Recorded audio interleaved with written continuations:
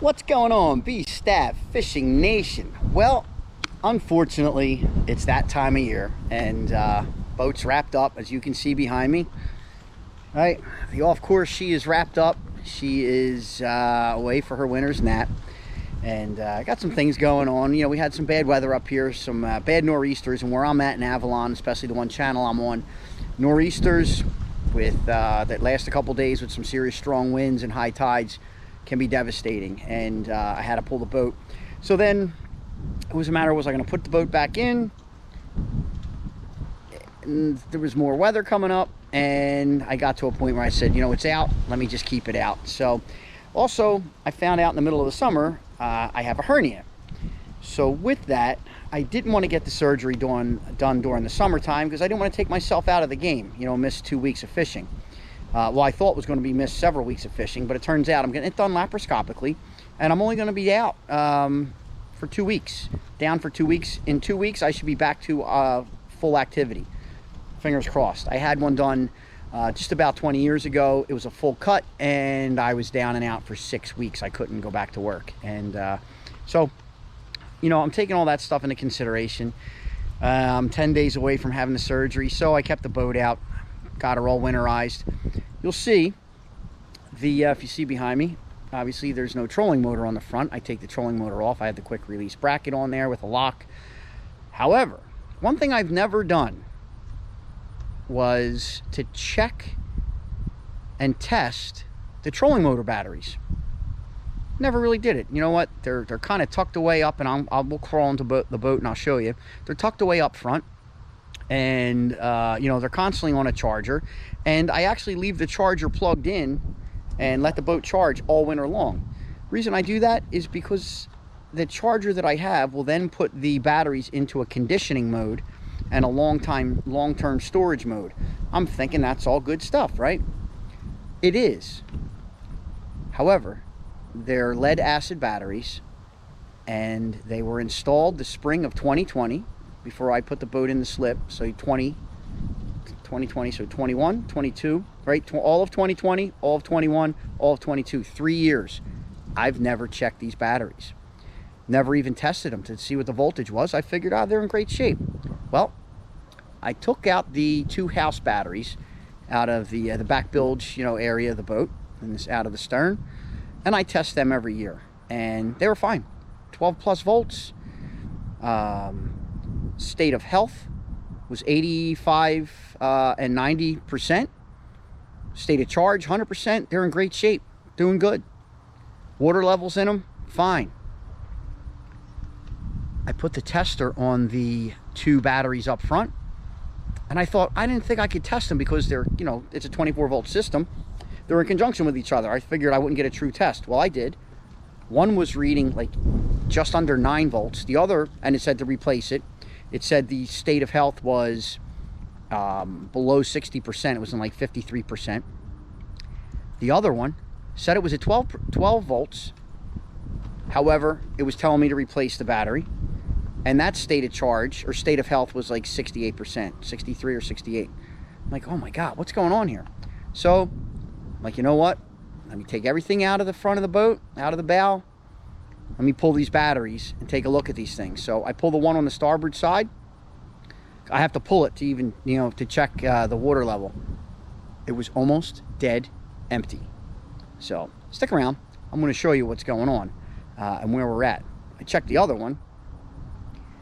It wasn't empty, but it definitely needed water. So now I'm in the process of, and this is why I love having the boat beside my house, because I got all my tools, you know, all my test kits here, everything I need here, all my equipment. So I'm in the process now of doing a 12 volt repair cycle on the one battery that was in really bad shape, that was really, you know, both sides were empty. What are my cells? The cells were empty, and I put some, you know, distilled water in them, and I'll show you the results at the end of this video. I'll let you know whether or not I'm buying a new battery, or the NOCO Genius5 charger that I'm using, that I've had for a couple years now, whether the 12 volt repair cycle mode did the trick. All right, stick around. I'm going to show you inside the boat. I miss you guys. I really do. Even more than you, I miss fishing. Stick around. All right, guys, here we are. I just crawled inside the boat. This is why I put a cover on the boat like you saw out there. I like to be able to get in and out of my boat. I'm trying to save the environment a little bit by not having a plastic wrap on this boat every year. And we'll go from there. So, you know, I've got some things airing out. I'm going to open up those, prop those two hatches open as well. That hatch there is where my other batteries were. You can see down in there. I don't know if this will catch, but down in there, that's where my other two batteries were. Easily accessible. Oh man, it's like my own little man cave. I think it's about all it's worth right now is a man cave. I'm so disgusted. I hate when the boat's out of water. But so anyway, guys, you know, this is where the you know, when I'm charging the trolling motor, that's where the charger goes, right? That's the charger outlet. I put the shore power in there and we're good to go. So you can see everything's out of the front of the boat. Have my tools out. Well, long and short, and I'm hoping you'll be able to see, I'll put a light on here, hopefully this will help. But if we go down below in the bowels of the beast, you will see the two batteries. Well, I got the second battery in there, right? So the other battery's right here. Battery charger right above it. All good, right? All good. Seahawk Marine heavy duty deep cycle. Its batteries have not, you know, not given me an ounce of trouble. Unfortunately, oh, I'm getting a text. This just in. So unfortunately, like I said, the one battery on the starboard side was super low, and I mean super low. So she's out, she's getting charged, and shame on me for being lazy, because where the batteries are placed, you know, behind here, those 4 bolts here, 1 2 3 4, those 4 bolts are the like you saw underneath, that's where the charger's mounted. Batteries are under here. I didn't want to put the batteries directly under the door because you get water in there and it leaks, so I wanted them dead center. Problem is, I got lazy and I never disconnected them to take a look at them. I honestly, I'm not going to say I didn't think I had to. I know you really should take a look at it. In fact, the guy who did the install told me, he's like, yeah, you know, you should check them, you know, every now and then. He goes, number one, you got to watch venting because it is, you know, a enclosed compartment in there. Gases can get out of there, but nonetheless, you know, you got to be careful. But I did not check the water level on those batteries, and on that starboard side battery, the one that was reading below 9 volts, it was almost dead empty. And I'm telling you, almost, I mean, I was looking at all the lead, you know, all the elements in there, and it wasn't good, just not good. So hopefully I'll be able to save that battery and not have to buy another one. And then if I do have to buy another one, do I get the same battery? Do I get a gel, something that's sealed? Do I spend the money and get a 12-volt lithium? I'm not sure. I'm up in the air. I really am up in the air right now. So I know the lithiums are a lot lighter, a lot more expensive. But oh, somebody's trying to get hold of me again. But I'm not sure. So I'm probably going to see. I'm going to try and save these batteries. So fingers crossed. I'll show you what we're doing. You know where we're going and how I'm working on that. So stick around.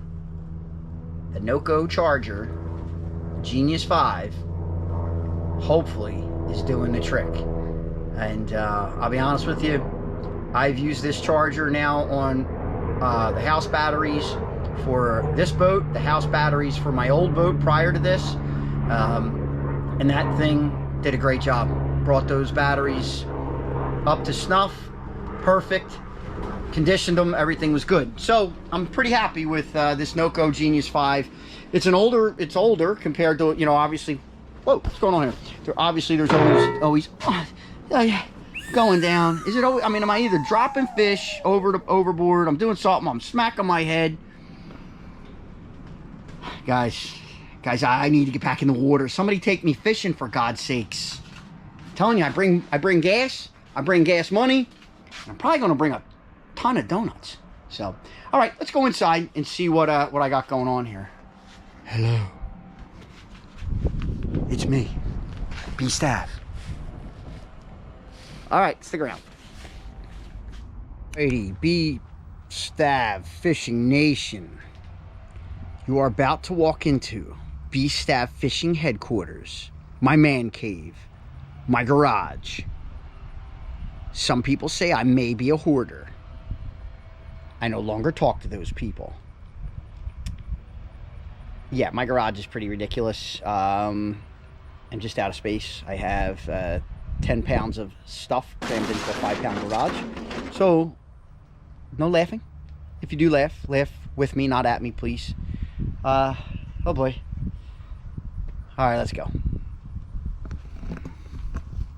Stop laughing. Stop laughing. Stop laughing. Oh yeah.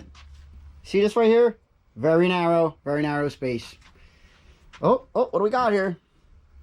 Little tight lines, baby. Guys are the best. They really are the best. Okay. Oh, there's my setup. One of my setups in case I had to switch over. The old Minn Kota. Minn Kota sent a bunch of Minn Kota owners. If you registered your Minn Kota over the last couple of years, took them 2000, 2002, 3 seasons. But I got a new hat, so that's pretty cool. All right, guys. So here's what we're looking at. Oh, there's the golf clubs. It's a mess in here. So long and short, this is the battery in question. Okay, the battery in question, and Seahawk. So right now, I have the NOCO Genius5 charging this puppy, but doing a 12-volt repair. I did charge it up using the onboard charger I have in the boat, in the off course. Brought it back up to 12 volts.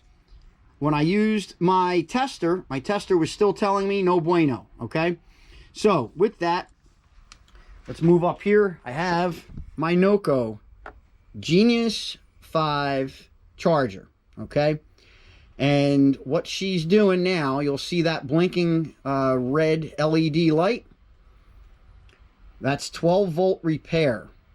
So when you're using this NOCO Genius5, you turn it on, hook up to the battery, and in order to get into the 12-volt repair, okay, while this button right here, while that light, which is your standby, right, that power looking light, while your standby light's on, you hold in the mode button. Okay, hold the mode button in. It's going to be about 3 to 5 seconds. This 6-volt light will come on. Take your finger off the mode button, press it one more time, and you go into 12-volt repair. So we're basically going to see, you know, it's going to take several hours for this 12-volt repair to do its thing. In the meantime, you know, I got my fingers crossed that getting paged again. Or text rather, page. Oh, what's this? 1995 page. Guys, I'm a mess. I'm telling you, I'm a mess. I got so many things on my mind trying to get ready for the surgery, and then, you know, now messing with these batteries. But it should take a couple hours. I've seen some people get really good results when they use their NOCO charger and they go into the 12-volt repair. And let's hope, you know, that that's the case. So real quick, I'm going to show you also another product I use. It's my Foxwell battery tester. Okay, so it's this right here, this Foxwell battery tester. So you can see what we're doing. Can you see it? Let's see. See it better now? Foxwell battery tester. Okay. Again, I got a ton of stuff in here, guys. There's all the B Stav fishing arsenal. There's all the rods. They're all hanging up. Still got more rods over there. We got more rods over there. That's actually my 2 new rods over there. The OTI and the Tsunami. And then there's the Beast. B Stav Black Beauty, baby. So, anyway, I use this Foxwell tester. And I'm going to test. I don't want to test this trolling motor battery while it's being charged. So we're going to test one of the house batteries for my boat. Okay? So just stick with me real fast. Let's try and do this. Not get zapped. Okay. red to positive, boom. Black to negative. When you do that, tester comes on, okay? Now it's showing me that I'm at 12.79 volts. Now, that particular battery is a 500, and so it's actually a deep cycle marine RV battery that I use as one of my house batteries.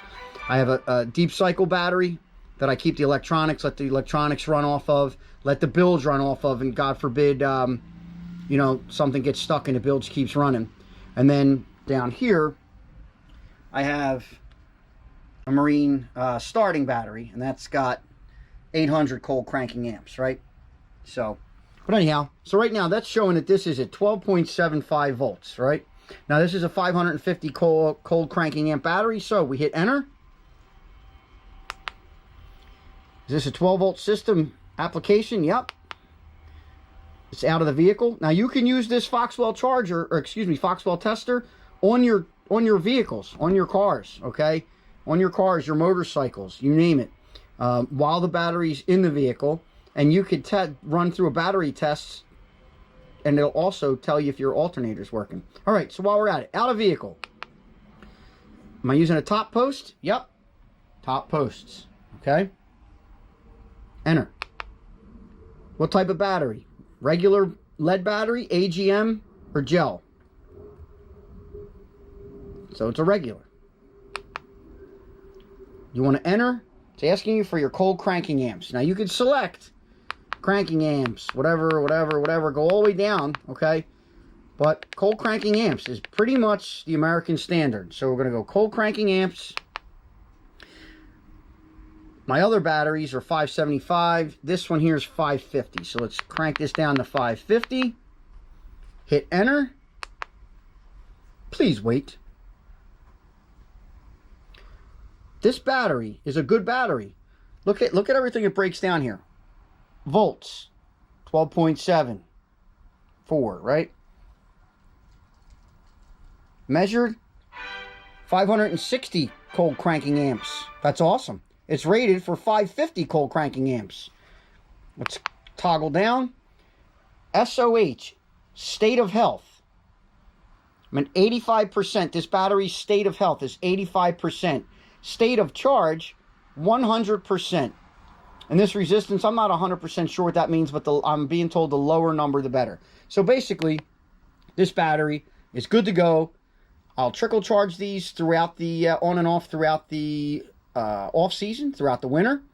And in March, they'll be back in the boat. And we'll be ready to go, rocking and rolling.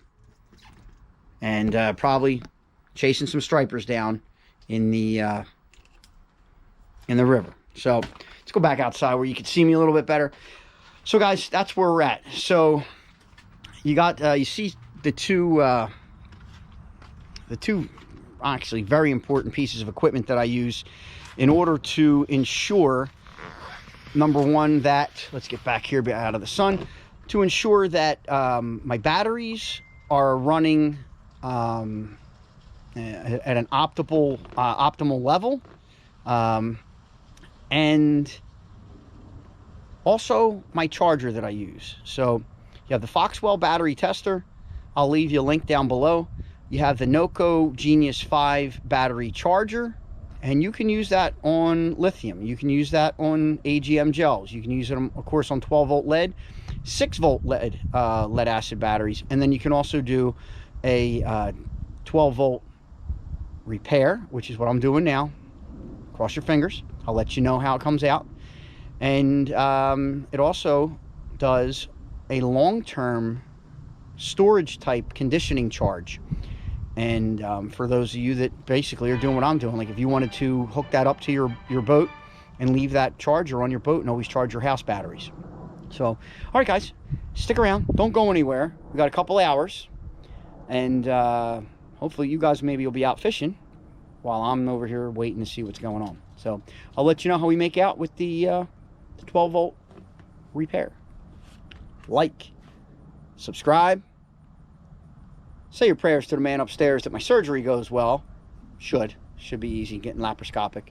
And don't pray that my battery's okay. That's not worth praying for. Pray for if you pray for me, thank you much. Pray for somebody else too. You know, somebody in pain, somebody that's suffering. Say a prayer for them as well. Somebody that's fighting a debilitating disease. We ain't praying for a battery. Battery doesn't get fixed. I go buy a new battery, right? Life should be that easy. It should be that easy to fix ourselves and our loved ones who are suffering. So, okay, stick around. Like, subscribe, say your prayers to the man upstairs. Go fishing. See you guys. B Stav Fishing Nation. Oh, watch out there. I'm going to show you guys the best way and exactly how you are supposed to check the water levels on a lead acid battery. Screwdriver, flathead screwdriver, come up under here, okay? Just want to give that a turn. Come under here and just push it up a little bit. All right, just pops up. Very easy. Guys, I apologize in doing this, holding the camera with one hand and trying to do this with the other hand. But just give that a little turn. All right, this will pop up. You take this off, okay? What you do is you're going to look down in here, okay? And it's tough to see, but you can see, especially on this one, you can see a little bit of a glare. You can see some water in there, okay? That water level should be, in each one of these cells, should be at the bottom of the plastic housing, okay? Just before it touches the bottom of the plastic housing, all right? Or right to that level. It should definitely be over any of the lead that's in those cells, okay? The lead should not be exposed. Unfortunately, in this bugger here, I was looking at lead. So he said this battery might be beyond repair, but we're going to give it a shot, okay?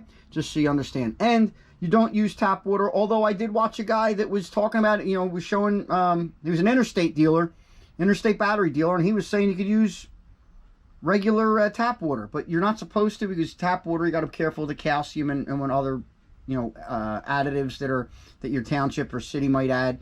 You're basically supposed to use distilled water, okay? And that's what I used. All right, good deal. Now, to put this cap back on, guys, any of this, see, this is a little wet. It should just be water, but you got to be careful. All right, always wash your hands off, very quickly. But you want to put this right back on. Fits right in. Push it down. You should feel it kind of snap in place. It's that easy. Done deal. And you'll see she's back in her, back in. Give it a little tap. Okay, she's seated. All right, good deal. Stick around. See how this puppy makes out in a couple hours. Ooh. Hey, all right, guys and girls, B Stav Fishing Nation. Good morning. So basically, I put that battery, right, our problematic battery, the one that had the dead cells, not even dead cells, the empty cells, the cells with no water in them whatsoever. I put that on my NOCO Genius5 charger. Now, remember I talked about I set that charger on the 12-volt repair mode, okay? So not only did I do it once, I went down the shore, went to Margate, let Smokey run around the beach for the first time. It was a fun day, did good. I came home, I put it on again. So it did that cycle 2 times. Now, I don't know if it bumped things up or not. I think it stayed just about the same, actually. And then I put it on made sure, do like a full charge all night long. Came down this morning, took it off the charger. Now, let's check and see what kind of results we got with the Foxwell, am I right? The Foxwell battery tester. Again, I'll put all the links for these down below, okay? All right, so here we go. Got the Foxwell. I'm going to give this a spin, and you guys will see exactly what we're doing. All right, just show you real quick. Here's the battery. Okay, we're hooked up. Don't laugh at my slippers. Okay, battery's hooked up to the Foxwell. Here we go. All right, showing 13.15 volts. So again, that just came off a pretty hot charge overnight. All right, so let's hit enter. It's 12-volt system. Hit enter. Okay, it's out of the vehicle. Yes. Enter. Top post. Yes. Makes you wonder why that matters, but it does. That's how in-depth this Foxwell system is. Okay, battery type regular. Kind of wishing I had an AGM sealed, but yes. Cold cranking amps, we'll put them back in. Should be still in there at 575. Please wait. It's probably going to ask me what the battery's temperature is. Yep. Above 0 degrees Celsius. Yep, because if it's below, I wouldn't be making this video without wearing a parka. Testing. I already know the results. It says replace battery, and I'll tell you why. So it's showing it's got volts at 13 volts. However, the cold cranking amps went up. It was really low. It was in, God, I think it was in the 300s. I'd have to go back and look at the footage. We're at 466 cold cranking amps when it's rated at 575. Again, I'm not using this for cold cranking amps. I'm using this to charge my, or to run my Minn Kota, right? I'm thinking I'm going to get 1 extra year out of this. I might squeeze it and see what happens. But when we scroll down, state of health, 68%. It went up because it was in the 50s, if I'm not mistaken, right?